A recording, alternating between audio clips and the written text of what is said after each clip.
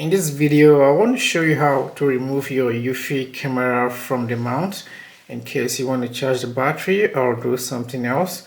So to remove your Eufy camera from the mount, what you want to do is to hold the base and then hold the camera and screw it out. So this way you want to do this carefully. So that's it.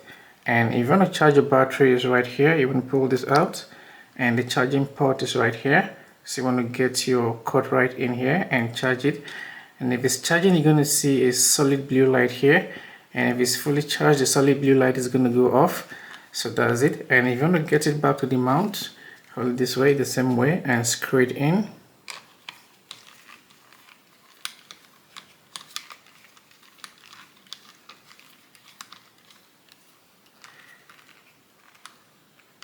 Okay, so that's it. And if you want to adjust it, you can unscrew the base a little bit this way. Now you can adjust your camera, and when you're done, you can screw this in again.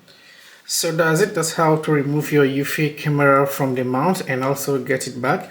So I hope this video helps you, and if so, please consider subscribing to my channel for more videos like this.